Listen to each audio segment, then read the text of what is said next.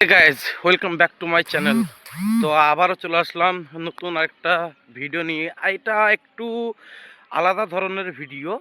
তো আমি এখন এসেছি মাঠে।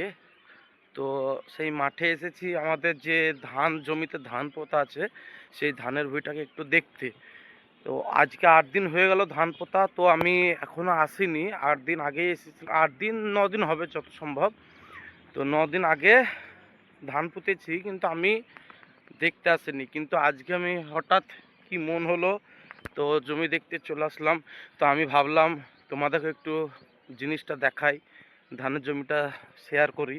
তো সেই জন্য ছোট্ট একটা ব্লগ বানাতে শুরু করে দিলাম। তো আমি 2-3 জায়গায় ধান লাগিয়েছি। তা আমি প্রথম আজকে এখন এসেছি এমন একটা জায়গায় যে জমিটা জলে ডুবেছিল। তা সেটা এখন জলটা অনেকটাই মরেছে। তা আমাদের এখানে তো জলের যে পরিষেবা, এটা কিন্তু সরকারি পরিষেবা। টাকা লাগে না আমাদেরকে। মানে যখন চাষ করা হয় তখন কিছু ট্যাক্স লাগে। তো একর হিসেবে ট্যাক্স লাগে।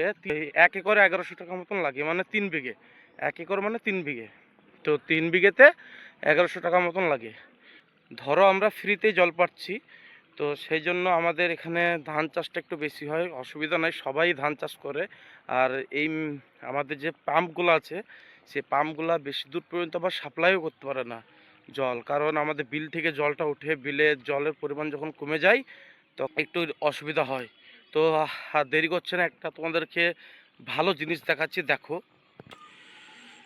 কি সুন্দর লাগছে না, দেখো সেই লাগছে। কিন্তু সূর্যটা যখন ডুবছে, আস্তে আস্তে ডুবছে এখন, তা সে লাগছে আমাকে ভিউটা।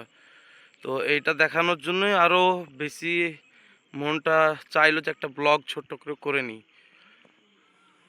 আর যে নিচে জলের উপরে যে লাইটটা পড়ছে সেটাও কিন্তু সেরা লাগছে। এখন অবশ্য সন্ধ্যার টাইম, কিন্তু সূর্যের যে কিরণগুলো দিচ্ছে না গাছের ফাঁক দিয়ে, সেই লাগছে সেই। তো যাই হোক, সূর্যটা তোমরা দেখলে, এটা দেখানোর জন্যই বিশেষ করে আজকে ব্লগটা তৈরি করা। তো এই হচ্ছে আমার ধানের জমি। তো এই যে সব এদিকে যত দূরে দেখবে সব এখন ধান লাগানো আছে, কারণ এই তো ফ্রি জল, যে আমাদের ট্যাক্স ট্যাক্স দিলেই জল হয়। যে জল এই যে মেশিনগুলো আছে না, এই মেশিনগুলো কিন্তু এমন একটা সময় আছে, সেই সময়ে কিন্তু দরকার হয়। কখন? যখন প্রচুর খরা পড়ে, তখন কিন্তু একটু জলের অভাব হয়। তো সেই টাইমে এসব মেশিনগুলোতে সেচে দিতে হয়। ওই যে দূরে আর একটা আছে, ওইখানেও আমি যাব, ওই জায়গাটাও যাব, তোমাদেরকে ওটাও দেখাবো। ওই জায়গাটায় ওখানেও আমাদের ধান আছে। তো এদিকে আর এই যে চেম্বার, এগুলো হচ্ছে চেম্বার। তো এইখান থেকে কিন্তু এখন আপাতত আমাদের জল ওঠে। আর এই হচ্ছে এই যে এইটা হচ্ছে আমার ধানের জমি। তো এখানে আমার খাওয়ার মতো ধান লাগানো আছে এই জমিতে। এটা মল্লিকা ধান। এই ধানটা আমরা প্রতি বছর খাই। কিন্তু ধানের জমিতে এই জমির আল দিয়ে যখন হাঁটছি না, তখন সেই লাগছে। কিন্তু যা বলবে তাই বলো, সেই লাগছে এই জমির আল দিয়ে হাঁটলে। এই মিডিলে একটা জমি, এই যে জমিটা আছে, এইটাই ফাঁক পড়ে গেছে, যে এখন পর্যন্ত ধান বোনার কোনো দেখতে পাচ্ছি না, ধান লাগানোর। তো হয়তো বোধহয় কাল বা পরশু টাকাত চাষ দেবে। কিন্তু এটা অ্যাকচুয়ালি এখন চাষ দিতে গেলে, আমরা সব ট্রাক্টরে চাষ দিয়েছি, কিন্তু এটা চাষ দিতে গেলে এখন গরুর বা মোষের নাঙল লাগবে। তাছাড়া কিন্তু উপায় নাই, কারণ চারিদিকে ধান আছে, ট্রাক্টর আসা একদমই অসম্ভব। তো যাই হোক, আর একটা জমিতে যাচ্ছি আমি এখন। ওই যে আমার সামনে একটা ছোট্ট জমি আছে, তো ওটাতে আর আগের যে জমিটা সেম ধান লাগানো আছে। এই দুটো জমিতে একই ধান লাগানো আছে, আর সামনে আর একটা জমিতে ওটা আলাদা আছে, সেটা হচ্ছে মিনিকেট। তো সেই জমিতেও যাবো একবার দেখতে কি কন্ডিশন আছে। এই যে এইটা, তো ধানে এখন বাল ছেড়ে দিয়েছে। এখন জলের আর অসুবিধা হবে না, এখন রেগুলারলি জল পাওয়া যাবে। কারণ মেশিন চললে এই যে চাষের সময় একটু অসুবিধা হয়, আর ধান যখন শেষের দিকে তখন একটু অসুবিধা হয়। তাছাড়া জলের আর অসুবিধা হয় না। তো ধানের যা হোক লেগে গেছে ধান, 8 দিন 9 দিন হয়ে গেল, ধান তো লাগবেই। বাল ছেড়ে দিছে, যে আগেকার যে বালগুলো ছিল সেগুলো কিন্তু পুড়ে মরে গেছে, আর এখন কিন্তু বাল ছেড়ে দিয়েছে। তো চলো আমি নেক্সট জমিতে তোমাদেরকে নিয়ে যাচ্ছি। আর একটা জিনিস তোমরা লক্ষ্য করে দেখো, এই যে বকগুলো ধানের জমিতে, এই যে বকগুলো খেলে বেড়াচ্ছে, এরা কিন্তু অনেকটা ধানের জমির উপকার করে। যত রকমের কি আছে তারা ধানের জমিতে খেলে বেড়ায়, এরা কিন্তু সত্যি উপকার করে।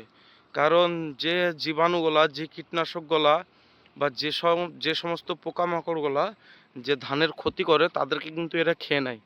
তো এরা অ্যাকচুয়ালি আমাদের বন্ধু, আমাদের উপকার করছে। তো দেখো কত সুন্দর লাগছে, উড়ে যাচ্ছে। আর এসব ভিউ ভাই গ্রামেই পাওয়া যায়, এসব জিনিস। হ্যাঁ অবশ্যই গ্রামে টাউনের মতো মানে দেখার জিনিস নাই, কিন্তু আবার পাহাড়ের মতো পাহাড় নাই, কিন্তু আমাদের গ্রামে না এই যে সানসেটটা হচ্ছে কত সুন্দর লাগছে। তোমরা দেখো, ক্যামেরাতে কতটুকু বোঝাতে পারছি বলতে পারবো না, দেখাতে পারছি তাও বলতে পারবো না, কিন্তু আমি নিজে চোখে দেখছি সেরা লাগছে সানসেটটা। তো এই জিনিসটা একমাত্র গ্রামে ভালো পাওয়া যায় দেখতে। আর তোমাদেরকে আমাদের যে জিনিসে, যে চেম্বার থেকে, যে মেশিন থেকে জল দিই, তো সেই মেশিনটা একবার ক্লোজ থেকে দেখিয়ে দিচ্ছি। তো এটা টাইম মানে টাইম টু টাইম মানে যখন চালাই তখনই চলে। তো এর জন্য এক্সট্রা 4 থেকে 5টা লোক রাখা আছে। এটা মানে আমাদের গ্রাম থেকে মানে লোকগুলাকে রাখা হয়েছে, ওরা ঠিক সময় সময় চালায়, সময় সময় জল দিয়ে দেয়। তো চলো সেই মেশিনটাকেও তোমাদেরকে দেখিয়ে দিচ্ছি। চলো এই তোমাদেরকে সেই জল দেয়া চেম্বারটা দেখিয়ে দিই। তো আমি চলে এসেছি সেখানে। তো আমাদের এদিকে একটা ফেসিলিটি ভালো, যে আলে জুতো পায়ে হাঁটতে পারছি, তো অনেক জায়গায় কাদা থাকে। তো এই দেখো, এই হচ্ছে আমাদের জল দেয়া চেম্বার। তো এখান থেকে এই এলাকায় যতটুকু জমি আছে, এটা একটা নয়, আমাদের এখানে 4টে এই মাঠে আছে। তো ওই মাঠে 4টেতে জল সাপ্লাই করে।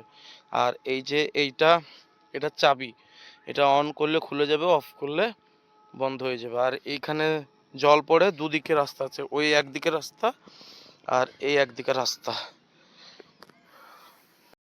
অনেক জমি আছে, অনেক জমি ধান একটু ভালোই লাগছে।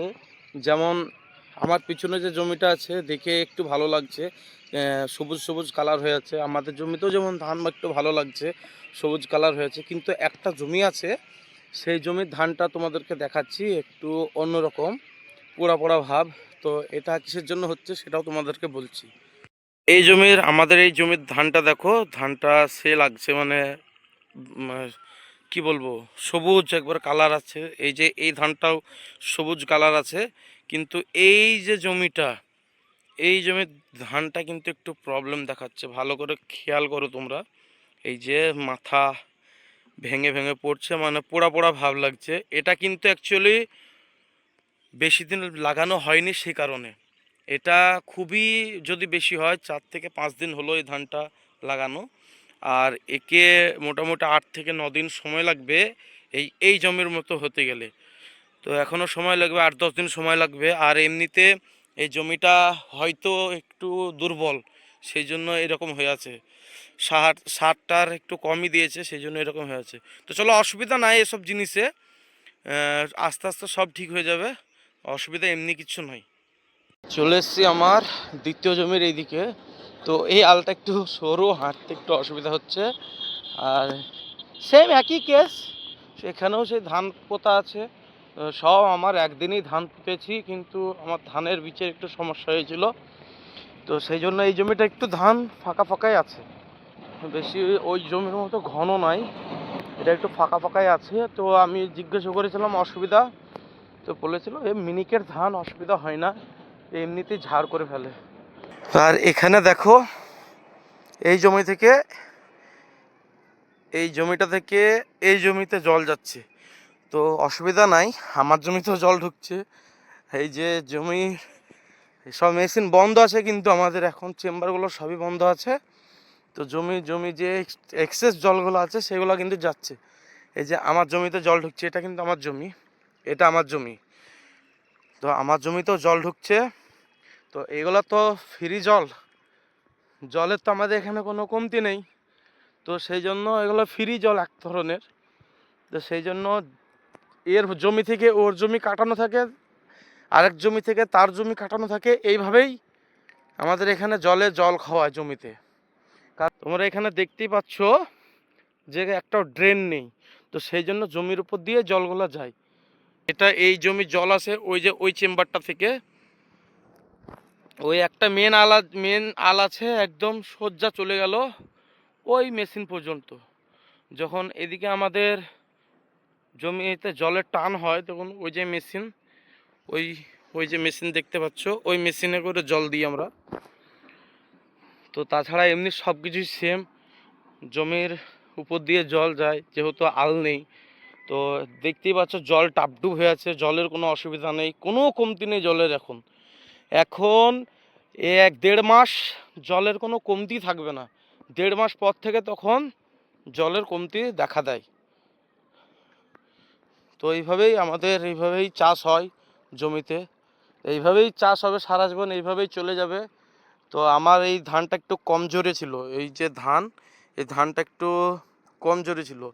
মানে যখন আমি ধানটা পুঁতি তখন বীজটা একদম ছোট ছিল। এখনও বুঝতে পারছো বীজ অনেক ছোট আছে, এই যে এখানে করে এক্সেস বীজ আছে, সাইডগুলো ছোট আছে আর মিডিলটা বড় আছে। তো মিডিলে একটু মানে ভালো জোর পেয়েছে, সেই জন্য মিডিলে বেড়ে গেছে। তো আমার এই ভয়টা ছিল এই জমির যে ধানগুলা ডুবে গেলে কি অসুবিধা হতে পারে।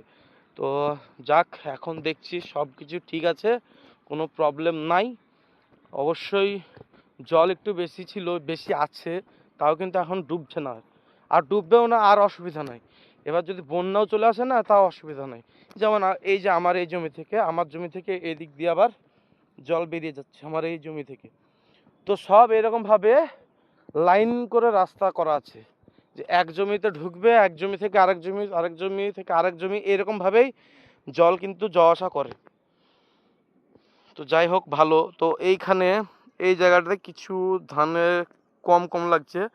তো নেক্সট দিন যেদিন দিনের বেলায় আসবো সেদিন ওই যে গুছি আছে, ওই সামনে যে গুছিওয়ালা এক্সট্রা আছে, এক্সচেঞ্জ আছে, ওই গুছিলে সেখানে পুঁতে দেবো। ব্যাস কমপ্লিট, বাদ খতম সব কিছু। তো এই ধানেও কিন্তু বাল বেরিয়ে গেছে। এই যে এই জায়গাটা দেখছো, এই জায়গাটায় কিন্তু ধান ফাঁকা, এই জায়গাটায়, এই জায়গাটাতেও এক্সট্রা গুছি লাগবে। এই জায়গাটাতেও ফাঁকা, এখানেও এক্সট্রা গুছি লাগবে। দিনের বেলা আসবে সেগুলো ঠিক করব, এখন হবে না। এই জায়গাটাতেও কিন্তু ধানের, এই জায়গাটাতেও ফাঁকা, এখানেও কিন্তু গুছি লাগবে। তো এরকমভাবে গুছিয়ে অনেকই লাগাতে হয়। তো যাই হোক, অনেকক্ষণ তোমাদের সাথে বকবক করলাম, যে ধানের জমিতে একটা ব্লগ বানালাম, অনেকক্ষণ থেকে বকবক করছি। তো আমি ভিডিও এখানেই এন্ড করছি। তো আবার দেখা হবে নতুন কোনো ভিডিওতে। তোমরা ভালো থাকবে, সুস্থ থাকবে। আর হ্যাঁ, আরেকটা জিনিস তোমাদেরকে দেখাই, যে সানসেটটা হচ্ছিল, সানসেটটা যখন যাচ্ছিল, ডুবছিল আর কি, তো সেই সানসেটটা এখন আর দেখতে পাবে না, তোমাকে সেটাই দেখাচ্ছি। এই যে এই যে দেখো, সূর্য ডুবে গেছে, সূর্য আমাদের এখান থেকে নিচে চলে গেছে অনেকটা। তো এখনও অনেক জায়গায় দেখতে পাওয়া যাবে, কিন্তু আমাদের এখানে দূর দূরান্তে কোনো জায়গাতেও দেখতে পাবে না, কারণ যারা আমাদের থেকে নিচু এলাকায় বাস করে তারাই দেখতে পাবে।